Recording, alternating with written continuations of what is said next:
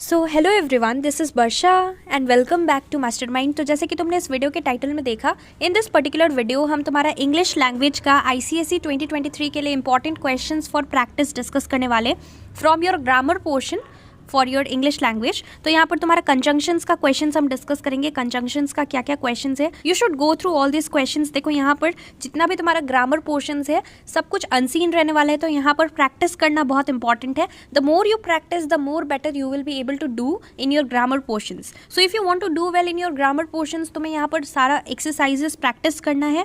You have to go through the questions. तुम जितना ज़्यादा यहाँ पर एग्जाम्पल्स प्रैक्टिस करोगे उतने अच्छे तरीके से तुम बोर्ड्स में सारा आंसर्स करेक्टली कर पाओगे। तो यहाँ पर तुम्हारा join the following sentences to make one complete sentence without using and, but और सो, इस तरीके का क्वेश्चन आता है जहाँ पे कि तुम्हें ऑप्शंस मिलता है और यहाँ पर तुम्हें चूज द करेक्ट ऑप्शंस, यानी कि तुम्हें ऑप्शंस को चूज करना है, करेक्ट ऑप्शन को। यहाँ पर देखो, तुम्हें यहाँ पर जितना भी क्वेश्चंस है बहुत अच्छे से चारों ऑप्शंस रीड करना पड़ेगा। ये चीज़ बहुत इंपॉर्टेंट है। हो सकता है कि तुम्हें यहाँ पर एक या दो ऑप्शन, मतलब दो ऑप्शंस तुम्हें एक जैसा लगे, यानी कि दोनों राइट लगे, तो यहाँ पर तुम्हें बहुत अच्छे तरीके से रीड करना पड़ेगा। You have to read with full attention. If you don't pay attention, हो सकता है कि तुम गलत ऑप्शन चूज़ कर दो। तो यहाँ पर कोई शॉर्टकट नहीं है इसके लिए। ग्रामर पोर्शंस के लिए, चाहे वो तुम्हारा प्रेपोजिशंस हो या फिर ट्रांसफॉर्मेशन ऑफ सेंटेंसेज हो या फिर join the sentences without using and, but और सो, ये वाला क्वेश्चन हो, ये सारा चीज़ के लिए तुम्हें क्या करना है, ये सारा चीज़ के लिए तुम्हें प्रैक्टिस करना है। तुम जितना ज़्यादा प्रीवियस ईयर क्वेश्चन और बाकी सारा क्वेश्चन एग्जाम्पल्स प्रैक्टिस करोगे उतने अच्छे तरीके से तुम ग्रामर पोर्शंस कर पाओगे। और यहाँ पर तुम्हें मोस्ट सूटेबल वाला चूज़ करना है। हो सकता है कि तुम्हें दो आंसर करेक्ट लगे, लेकिन उसमें से जो मोस्ट सूटेबल है वो तुम्हें चूज़ करना है। So let's start with this video. सबसे पहला क्वेश्चन क्या है, these are all important questions for practice, तो तुम्हें प्रैक्टिस करना है। सो यहाँ पर फर्स्ट क्वेश्चन क्या है, a child was drowning, he shouted for help. First option is he shouted for help as a child was drowning. Second is while the child was drowning, comma, he shouted for help. Third option is when the child was drowning, comma, he shouted for help. और तुम्हारा fourth option है despite the child was drowning, comma, he shouted for help. ये despite वाला नहीं होगा और यहाँ पर when वाला भी नहीं होगा। अब ये दोनों में से तुम्हें चूज़ करना है। while the child was drowning, he shouted for help, या फिर he shouted for help as a child was drowning। तो फर्स्ट वाला तुम्हारा सिंपल है और फर्स्ट वाला करेक्ट होगा। Option A is correct for question number 1। उसके बाद moving ahead to question number 2। Question 2 क्या है, Anita prepared hard all through the year, she barely passed the exam. First option is although Anita prepared hard all through the year, comma, she barely passed the exam. Second is despite, यहाँ पर although use हुआ है first में। Second है despite, despite से sentence join किया गया है। despite Anita prepared hard all through the year, comma, she barely passed the exam. Third is in spite. Now in spite use हुआ है। in spite of Anita preparing hard all through the year, she barely passed the exam. तो तुम्हें लगता है कि ये वाला option होगा, ये डेफिनेटली नहीं होगा।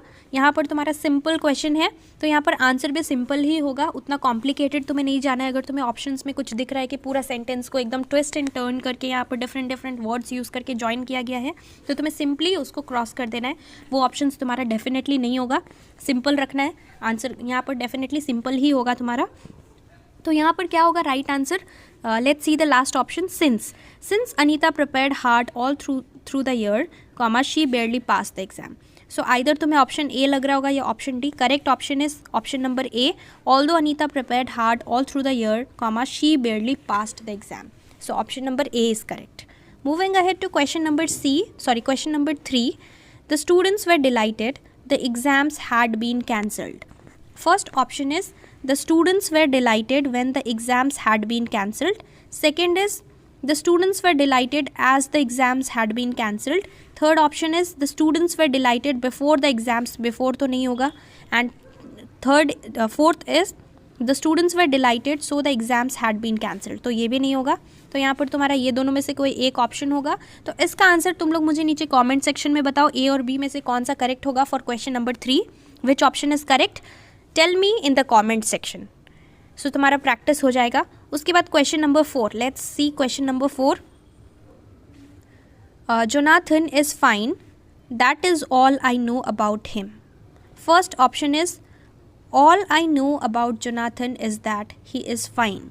B is I know that Jonathan is fine. I know that Jonathan is fine, या तुम्हारा सेंटेंस जो है एकदम सेंटेंस से मैच नहीं कर रहा है, टोटली ये नहीं हो सकता बी का। C is Jonathan is fine, I know that. ये भी नहीं होगा, डेफिनेटली एकदम ऑड है ये options. How I know that Jonathan is fine, ये भी एकदम रॉन्ग है।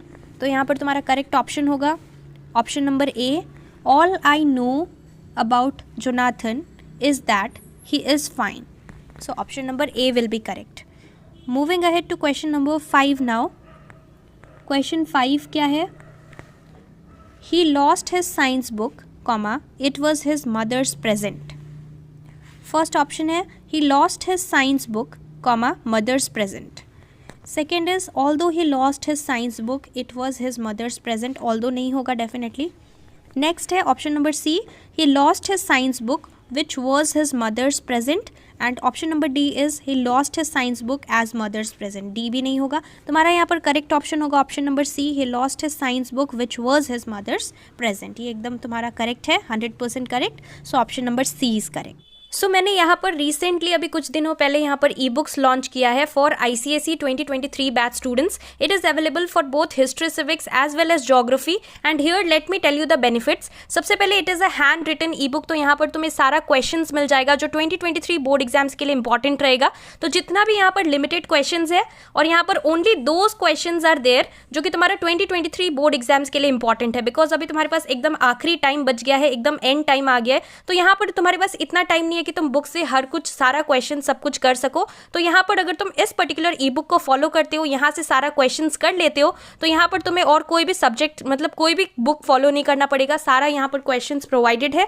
प्लस यहाँ पर सबसे मेन चीज, द बेस्ट पार्ट इज यहाँ पर सॉल्यूशंस भी प्रोवाइडेड है. तो यहाँ पर तुम्हें सॉल्यूशंस भी सर्च नहीं करना पड़ेगा बुक से, इधर उधर से तुम्हें सॉल्यूशंस नहीं ढूंढना पड़ेगा.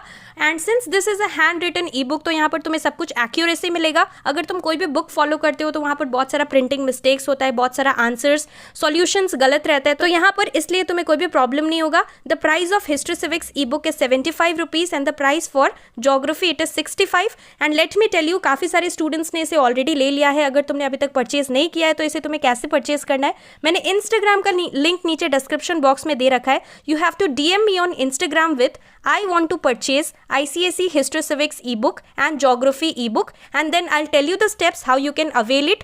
And यहाँ पर एक चीज़ और important है कि यहाँ पर अभी काफ़ी सारा DMs रहता है, so it's not possible for me to reply each and every one of you.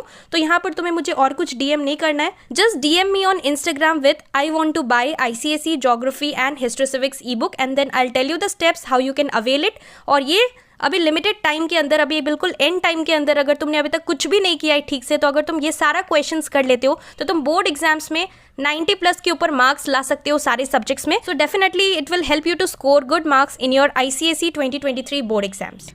अगर तुम्हारा कोई भी डाउट हो कोई भी पर्टिकुलर ऑप्शन को लेकर तो तुम लोग मुझे नीचे कमेंट सेक्शन में पूछ सकते हो. डेफिनेटली मैंने यहाँ पर प्रेपोजिशंस के ऊपर भी वीडियो बनाया था. अगर तुमने प्रेपोजिशंस के ऊपर नहीं देखा है, प्रैक्टिस के लिए हमने कुछ क्वेश्चंस डिस्कस किया था, तो तुम डेफिनेटली वो वीडियो देख सकते हो. लिंक तुम्हें नीचे डिस्क्रिप्शन बॉक्स में मिल जाएगा.